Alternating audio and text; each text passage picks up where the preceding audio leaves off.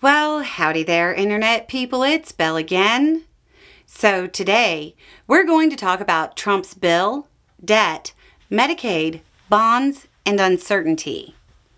So the House released a rough sketch of its planned Medicaid cuts. It looks like Speaker Johnson decided to play toward the Republicans in vulnerable districts, rather than the fiscal hawks. The cuts to Medicaid look to be steep, and they focus on what's being called community engagement requirements for some Medicaid recipients.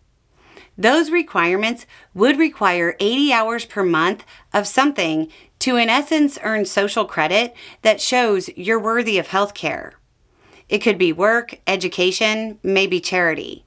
We're still in the rough sketch mode. Then, it looks like people would have to demonstrate their eligibility more often. Right now, it looks like at least twice per year. This would actually cost Medicaid more money, but it looks like the Republicans are hoping that people fail to verify and they can be kicked off the program.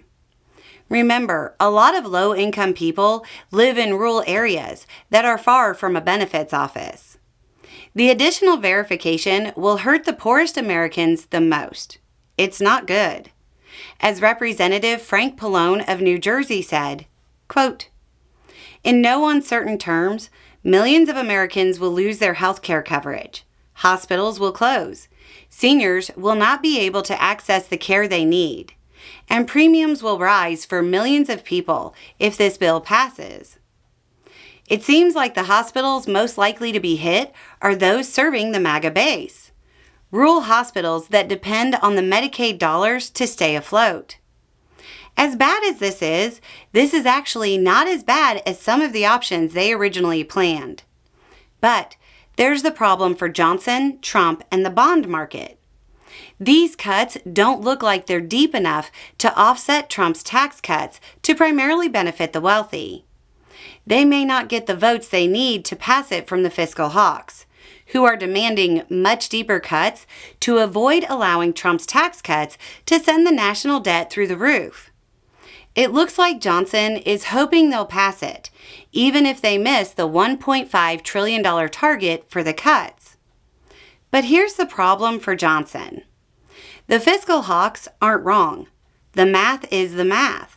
And in this case, if the debt skyrockets under Trump again, the bond market will react. It's a bond market that is already pricing in uncertainty and is very unhappy with Trump's trade policies to begin with. If Republicans add more debt and the bond market views it as risky, the U.S. runs into serious financial issues. It looks like the speaker is very focused on balancing the political concerns of the vulnerable Republicans, which, sure, that's kind of his job. But the math is the math, and the markets are the markets. If they tank the bond market, none of the vulnerable Republicans are getting reelected anyway. If only there was a simpler way to avoid this issue. You know, like abandoning tax cuts for the rich. Maybe that's the solution. Fiscal hawks are happy, vulnerable Republicans don't kick their voters off Medicaid, and the bond market doesn't freak out. That's actually the solution here, but that seems unlikely. It's starting to look like Republicans would rather cut funding to the poor, destroy the U.S. financial system, and kick people off Medicaid than simply tax the wealthiest of Americans. We'll probably be coming back to this.